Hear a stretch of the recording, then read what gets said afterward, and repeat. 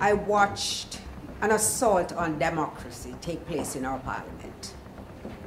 I ought not to have been surprised, because this government is always in a fight with the Constitution.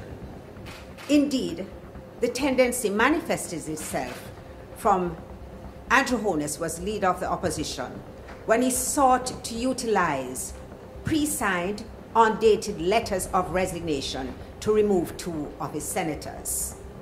Of course, as you all know, he was the first prime minister to consider placing a chief justice on probation, thereby revealing that he does not understand how our parliamentary system is established and the critical decision to have the separation of powers embedded in our parliamentary procedure and in our constitution. And I could go on and on.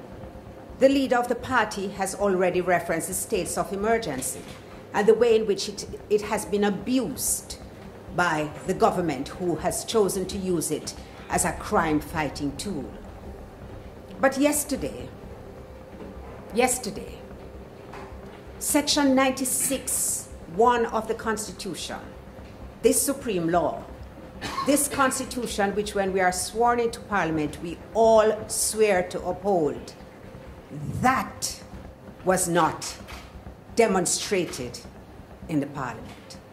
You see, under Section 96(1), the section which was amended yesterday, when the extension of the tenure of the DPP is being considered, the Governor General, on the recommendation of the Prime Minister, has to consult with the Leader of the Opposition.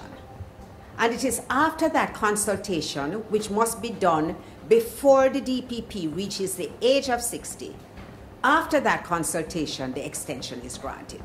So historically, in 2020, the Director of Public Prosecutions turned 60, and quite appropriately, she applied for an extension. She applied for an extension of 5 years, and after the requisite consultation, an extension of 3 years was granted. Now, yesterday, the Minister of Justice, in a very scant address to the opening remark to the Parliament, explained to the country that this amendment was being brought to the Parliament because of an amendment to the Pensions Act of 2017. He tried to assume responsibility for this amendment, saying that it was intended really that the Ministry of Finance would do it, and seemed to have said that it was because of his diligence why he was bringing it to Parliament himself. But I say this: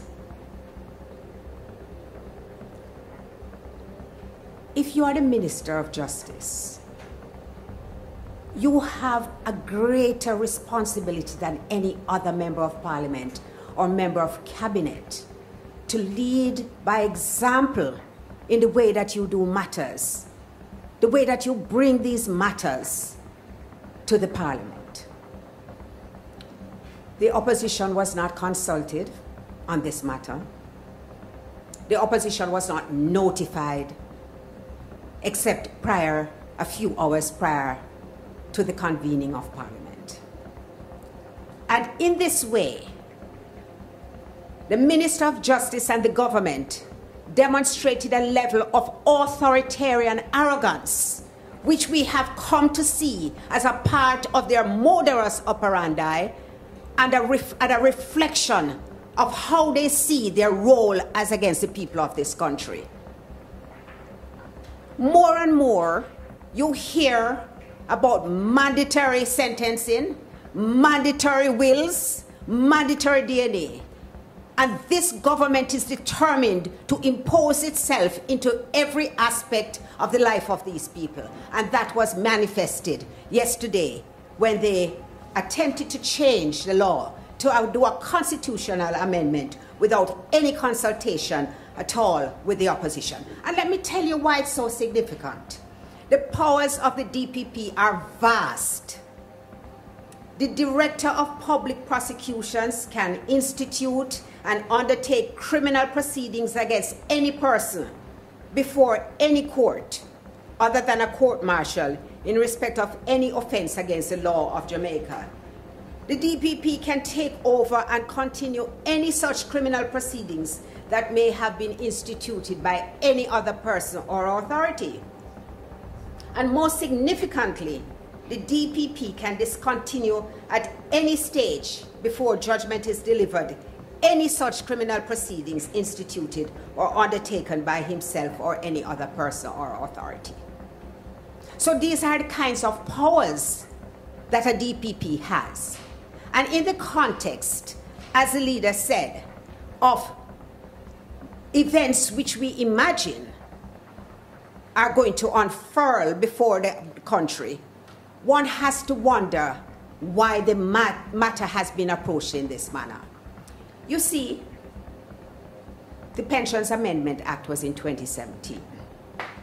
The first application for an extension was in 2020. There was the opportunity to have implemented the requirements of the Pensions Act.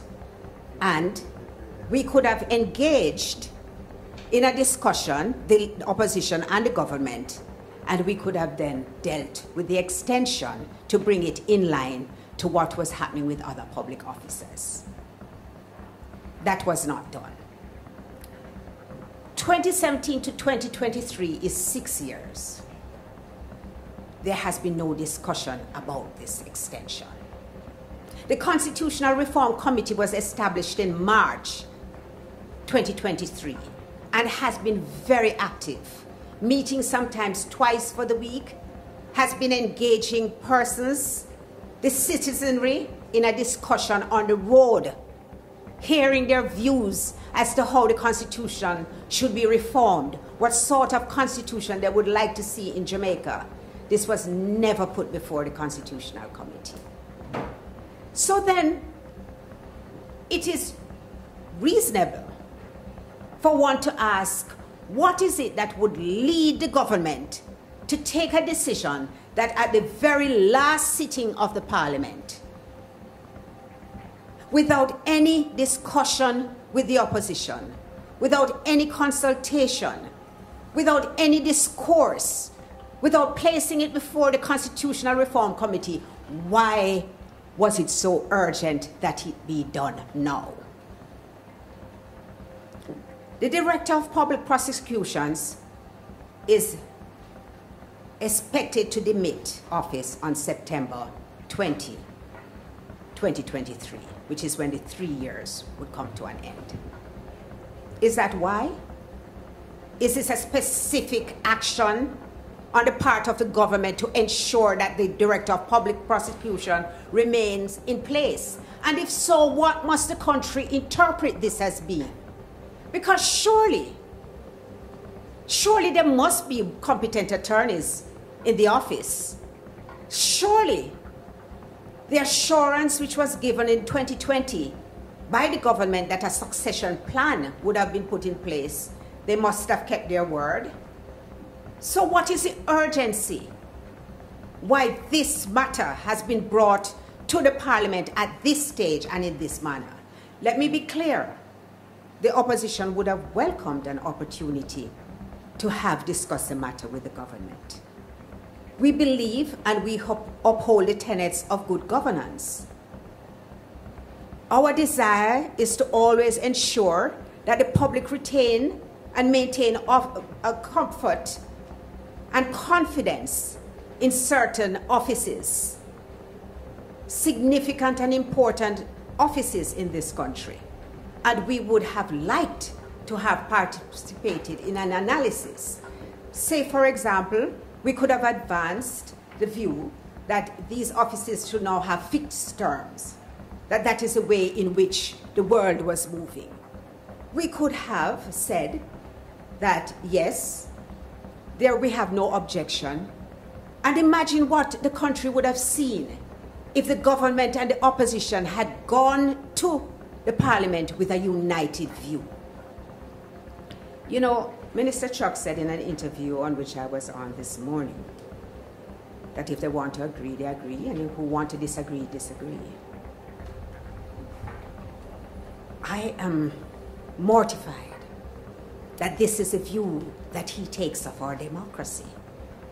And it makes me wonder if this country is indeed in safe hands, or if the ship is being steered by those who have utter contempt for the people. Because when you dismiss the opposition like that, and you say they agree, they disagree, they disagree, what you're really telling the country is that their views do not count, that it does not matter how they perceive of things, because the government is going to do whatever it wants.